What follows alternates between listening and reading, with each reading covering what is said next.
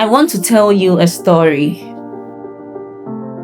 No, I want to present you with evidence, because what happened in the Congo is not a story. Stories have endings. Stories get told at bedtime, and by morning, the monsters are gone. This never ended.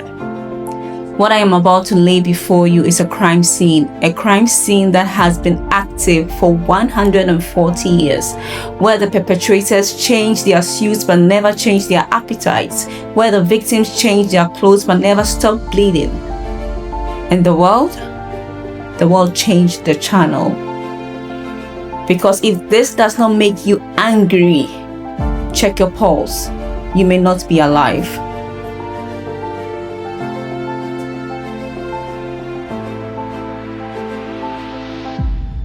His name was Leopold II, King of the Belgians, a man who sat in palaces in Brussels, who ate from porcelain plates, who slept on sheets that cost more than a Congolese village would see in a lifetime.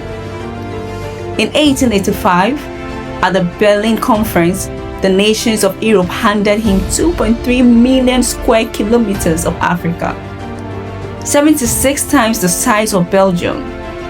They gave it to him the way you hand someone a napkin, without looking at the 30 million people already living on it. He called it the Congo Free State. Free, as in free for the taking, free for the plundering, free for the slaughter. The only people who were not free in the Congo Free State were the Congolese. And Leopold never set foot in the Congo. Not once, not ever. He ruled a territory 85 times the size of his own country from an office in Brussels. He signed papers, he counted money, he threw parties. And across the ocean, millions screamed into a sky that did not answer. The Quran says, whoever kills a soul, it is as if he had slain all of mankind. Leopold did not kill a soul. He killed 10 million of them. The most widely cited estimate comes from historian Adam Poschel. The Congolese population was cut roughly in half between 1880 and 1920.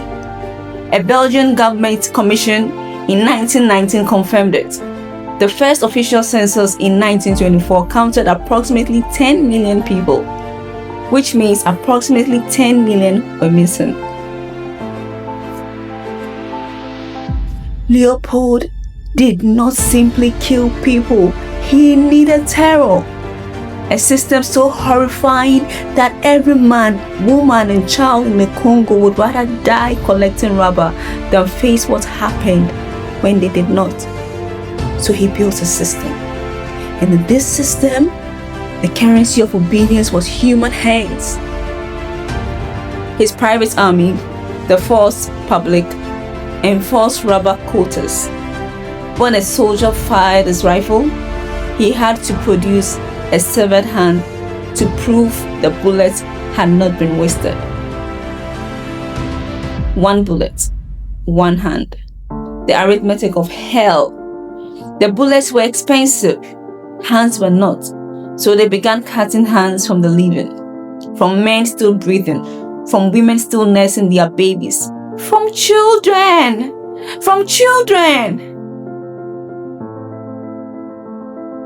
In May of 1904, missionary Ali Seeley Harris photographed a man named Nsala sitting on a porch, staring at something small in front of him.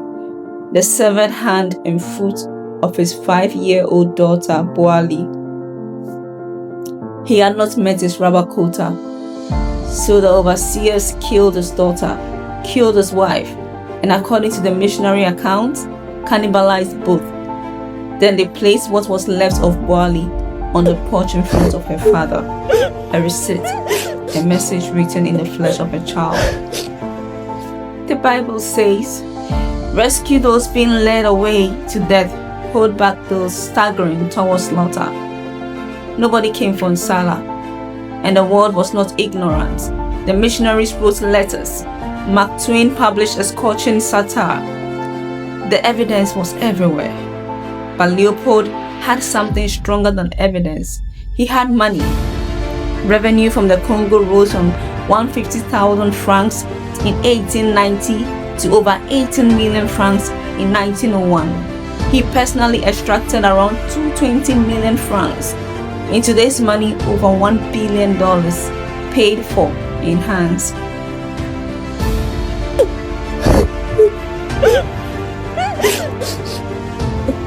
There is a Congolese proverb which says, no matter how long the night, the day is sure to come. But today I must ask the proverb a question. No, I must ask the proverb a question. What if the day came and it looked just like the night? In 1908, Leopold surrendered the Congo to Belgium. The reformers celebrated. But the morning that arrived was not morning. It was just a different shade of darkness. The hands stopped being severed, but the labor stayed forced. The chains changed material, but they did not break. At independence in 1960, the entire Congo had fewer than 30 university graduates. 30! In a nation of millions. Belgium had built mines, railways, and churches, but not a single university for the Congolese. And Leopold?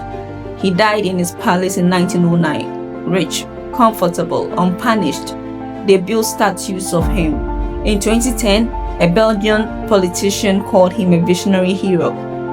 Visionary, the man who built a kingdom on severed hands. Until the lion learns to write, every story will glorify the hunter. Chinua Achebe said this. Chinua Achebe said this. The lions never got to write this story, so it was buried in a footnote. In dusty archives the public never opens. And in Belgium textbooks, Leopold is still called the Builder King. He built the Royal Museums of Central Africa, the Hippodrome in Ostend, parks and palaces, all of it paid for in Congolese blood, Congolese labor, Congolese hands. Brussels calls it heritage. The Quran warns, and never think that Allah is unaware of what the wrongdoer do. He only delays them for a day when eyes will share in horror.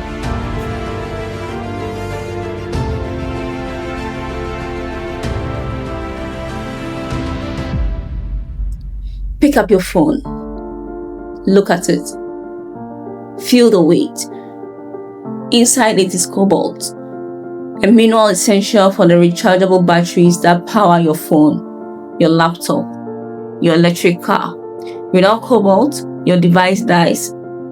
And where does over 70% of the world's cobalt come from? The Democratic Republic of the Congo.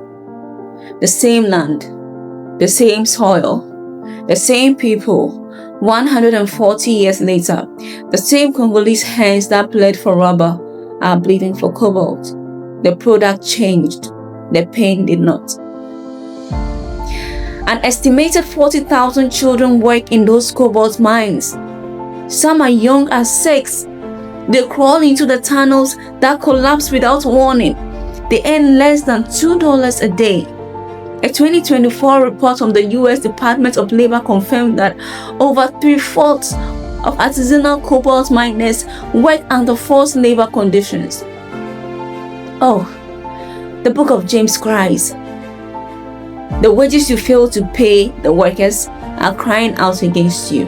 The cries of the harvesters have reached the ears of the Lord Almighty. The Congo's rubber powered the bicycle and automobile revolutions. Its copper wired the 20th century. Its uranium fueled the atomic bomb dropped on Hiroshima. Its cobalt powers the green energy transition today. And what has the Congo received? Over 5 million dead in the eastern Congo since the late 1990s. Children in tunnels so the world can scroll on $1,000 phones.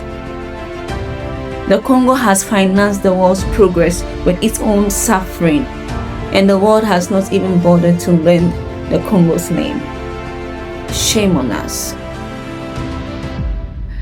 A Congolese survivor interviewed in the 1950s said this: "We were always in the forest to find the rubber vines, to go without food, and our women had to give up cultivating the fields and gardens.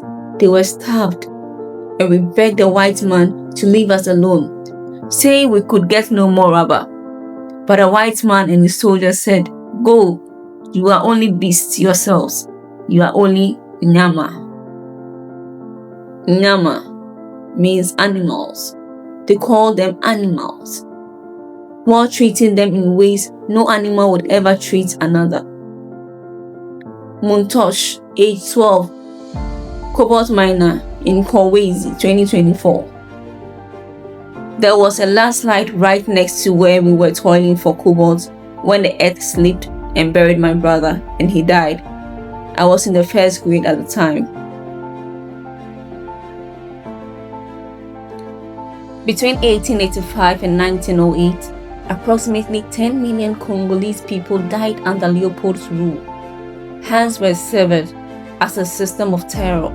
Leopold was never charged, never tried, never punished. He died with honors. Today, the DRC produces over 70% of the world's cobalt.